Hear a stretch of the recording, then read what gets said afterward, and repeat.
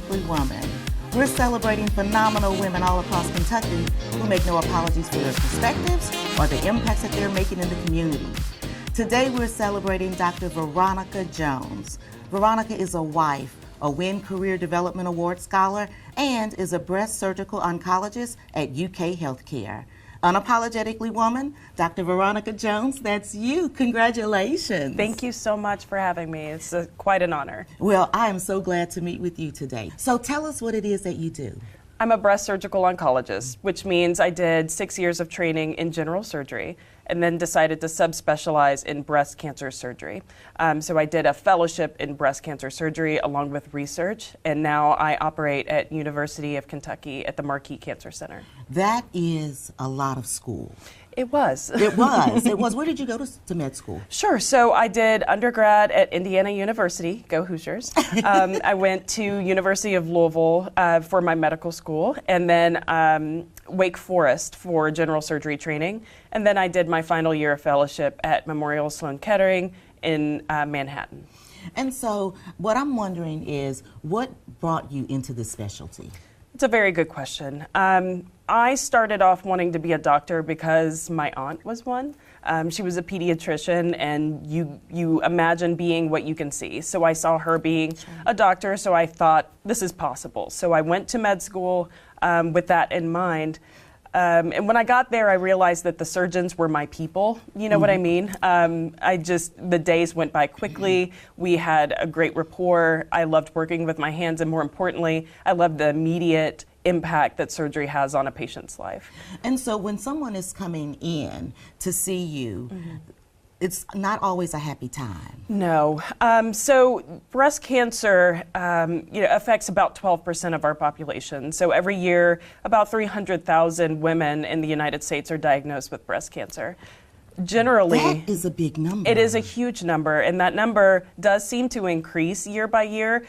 We relate that to environmental exposures, but also increasing technology in detecting breast cancer. So it is a good thing that we're getting our mammograms, but it of course leads to increasing rates of diagnosis of early stage breast cancers. And so we always think about women having breast cancer, but men can develop breast cancer as well. Correct. Less than 1% of all breast cancer cases are male breast cancer, but there are genes that increase the lifetime risk of a man developing breast cancer. And so do men check themselves in the same way that women do? How does that work? Unfortunately not, and the most common case is I see a gentleman, an older gentleman, he'll come in, his wife made him come in, and he's had a lump on his chest for a while, and unfortunately then it's pretty advanced because it's been there for a bit, and he just didn't think that he could develop breast cancer.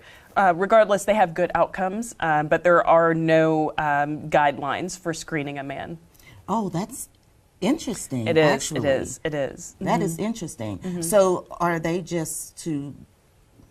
Does insurance cover them to go in for the annual like women? That's a good question. Insurance always comes into play, right? For a man who has a genetic predisposition for breast cancer, there are avenues for them to get ultrasounds, but yearly mammograms, it's really not as done as frequently. I know. October is my month to go because that's my birth month, and so I go every year. Good for you. In and out in 15 minutes, so it's really quick. It is. It doesn't take a long time. Yes, it is a quick way to ensure that you have a nice, long, healthy life. So, nice, long, healthy life. Yeah. You and your mom share a birthday. That's so special. We do. We were both born on March 19th. And she was actually born on her father's birthday, too. He's no longer with us, but 3 generations on the same birthday. Oh, that's special. Yes. So what does your mom think about you? Oh, she's deliriously proud, embarrassingly proud. That's my baby. Exactly, every day. I called her on the way over. Yes. So what's your mom's name? Her name is Vanessa. Hi, Vanessa. Hey, Mom. So her younger sister is the pediatrician, and so she's always hoped that I would be like Aunt Faye. And so now that it's all happened, she was stressed with me, she has celebrated with me, and now she's just really proud. Wow, that's incredible. So you have a philosophy that you work by. You want to talk about that? So I do believe in working hard. I believe in working smart, but I also believe in taking care of oneself.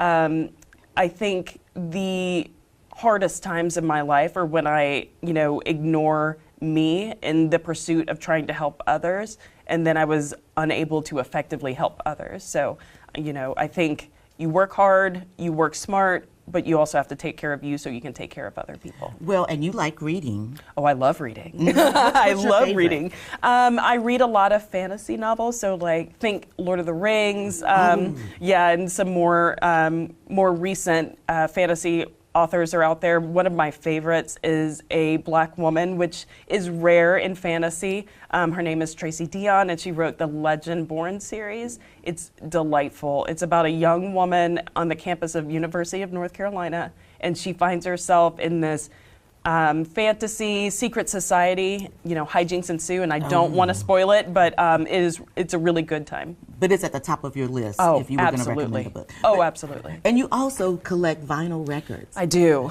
I have around 200 vinyl records in my house. And Where do you go to look for them? Good question. I started off getting them at thrift stores, and then I love a local record shop. There's a really great one in Louisville that I go to sometimes. But then, Amazon's gotten hip, and they have them too. Wow, because I haven't seen one in years. Come over. I will.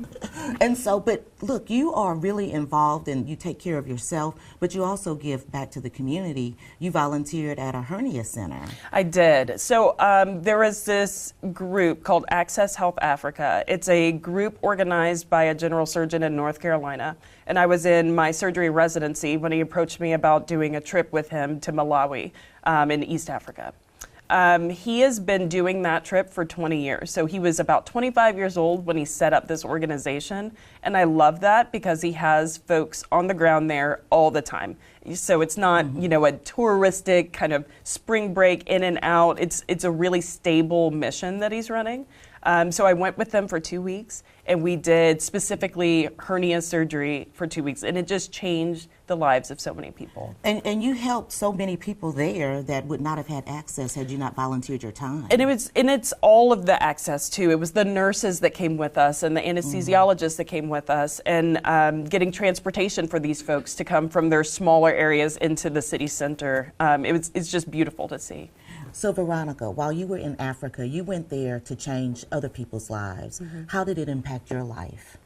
That's a great question. I think, for anybody of color in America, going to Africa is just so important. It changed me in ways that I wasn't prepared for. It's a beautiful country, it's a beautiful people, and it felt like going to see cousins. You know what I mean? I just felt so warm and so welcome. And it is just a gorgeous culture. Malawi is a wonderful place. They have struggles. They have things that, they need help with, but they are such a strong and resilient culture. It just changed how I feel about medical aid, travel, and my place in the world. So while you were there, did you get to experience all of the different foods? What do you think about that? So we lived in a house that this physician owns, and he has other folks staying there all the time. We cooked food together. We went to the markets together. We went out to, there was nightlife, and we went out and enjoyed that. And my favorite day was probably going to the trades market towards the end of the trip. And I got bolts of cloth to take home and gifts for my folks, and just, real beautiful craftsmanship that, you can't get here. So while you were there, and when your day ended and you're laying in your bed at night, did your thoughts drift to way back when? My thoughts, honestly, selfishly, were about how this trip was changing the trajectory of my life.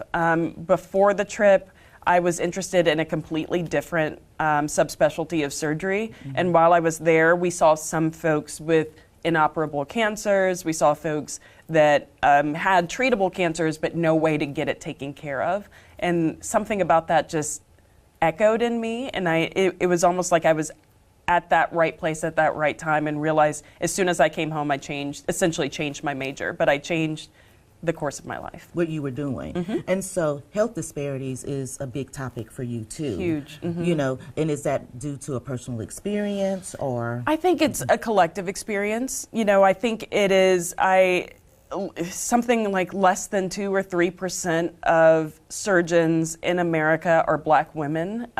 We just aren't out here. So when I read the data and I read these huge journal articles and these chapters, and they're just not speaking to our people, that bothers me. And there is a lot of things that we don't know about how best to treat folks of color because the research hasn't been done. So that's obviously my passion. Well, my daughter and I were having a conversation the other night because she was looking for a dermatologist. And she was like, I need somebody who looks like me, who knows what my skin is like. Exactly. Exactly. And I think that does change how folks feel about, you know, a cancer diagnosis. And if they come in and see me, they're like, well, she gets some things that I don't have to explain. And I do. You know, there's just, you know, the unspoken that I understand, and you know, what is unsaid doesn't have to be spoken. Isn't that the phrase? Yeah, that's it. Well, thank you so much. Thank you. You know, for being in the right place at the right time, everything coming together to make you a beautiful woman. Oh, thank you so much. Okay, so let me ask you this. I'm going to go back to the breasts for a minute. Okay. Because breasts they're just very important to the being of women specifically. And so when you're doing the surgeries, are you thinking about how you may have to reshape them or rethink them, or? So I am so blessed to have plastic surgeons that I work with.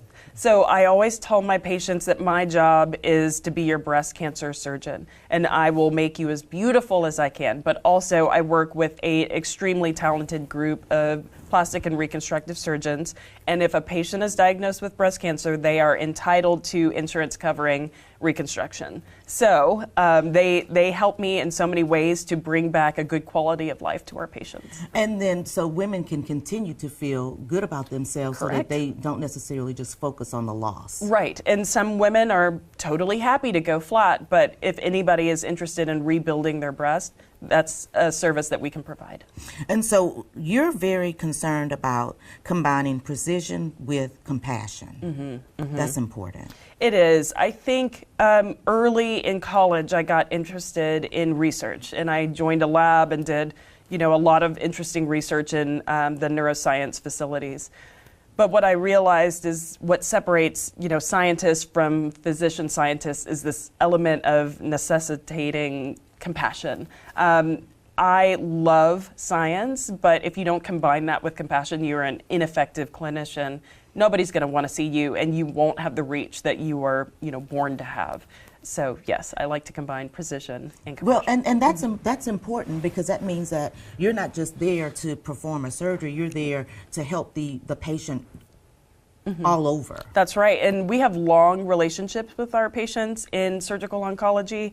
There are some subspecialties of surgery where, you know, you might see your surgeon before surgery day, and then maybe one more time. I see my folks for 2 to 5 years, so we develop relationships. I know what their kids are up to. Sometimes they bring the grandchildren, so it's a really, really special realm, and I just love working for and with women. And so, listen, we could sit here and I could get all into the breast business with you, but I'm going to pitch the last word to you. Okay. For young girls or young women that are looking at you and thinking, gosh, I would like to do something like that someday. What kind of advice would you give them? I would tell them it started very early. I was in high school when I did my first extracurriculars involving healthcare, really got the interest there, and then just didn't let up. I have had my fair share of adversities. I have had my fair share of quote-unquote failures in terms of testing or classes, and I'm still here. I made it because I just didn't take no for an answer. So it starts early, don't give up, and you know, if you ever need any advice or personal mentorship, I'm here. Congratulations. Thank you so much. You guys heard it from Dr. Veronica Jones. Don't take no for an answer, and don't expect not to fail along the way, but just keep pushing through. Continue to watch as we celebrate other phenomenal women in Kentucky that are doing amazing things. I'll talk to you soon.